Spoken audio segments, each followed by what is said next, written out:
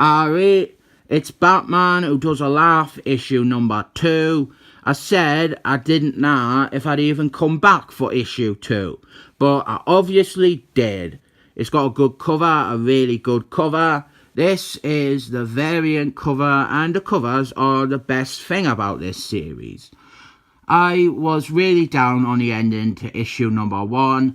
I didn't like where the story was going, or where it seemed to be going, and I said the best case scenario would be that if the whole thing, it was just a bait and switch. And it turns out it was a bait and switch. And the Joker's, he's not dead, obviously. And Batman, he is injecting himself with loads of drugs to counter the Joker's toxin that was released upon the Joker's death.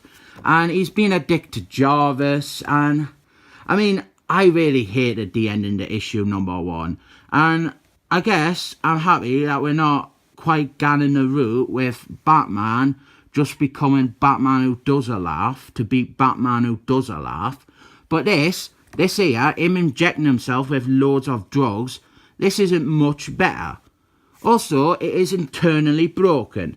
The Joker's toxin, it was meant to be released when he died, but he's not dead.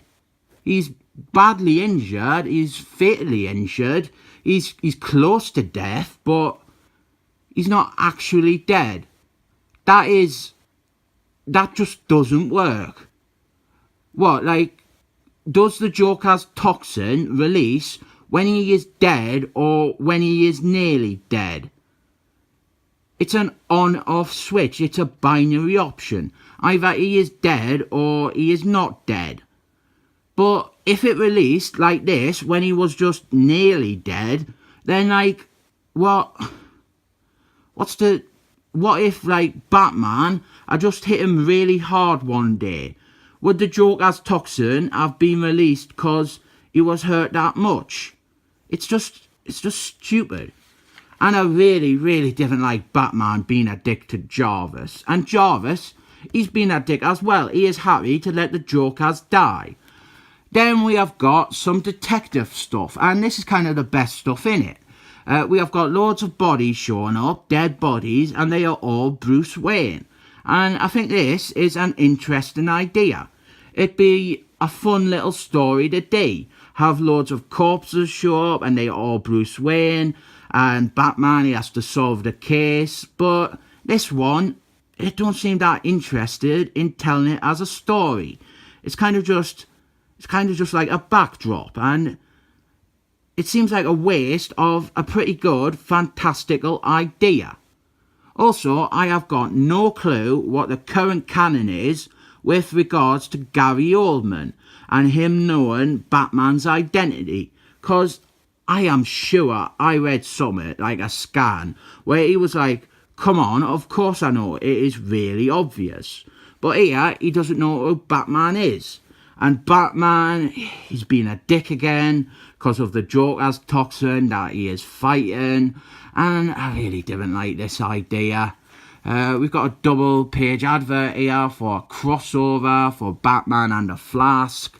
And I was down for it. I saw the art. I thought, oh, that looks good. I saw the writer. He's not someone who is traditionally a prick. Then I saw Psychic Pirate's mask there. And he is one of my favourite villains. So I thought maybe this is a story about him. Maybe this is him there and he's like getting a new costume or something.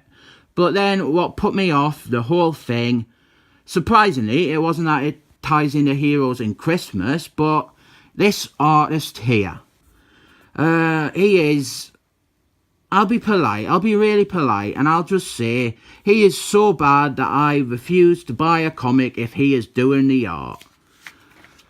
I'm fed up with seeing this advert. He's meant to be the best-selling writer in the industry, and they've had to advertise it for a month. Then we have got Batman Who Does a Laugh, and I got worried with this scene because I thought he was going to kill this nice, hard man who is blind, but he actually doesn't. He kills all these people, but not the nice, hard, blind man.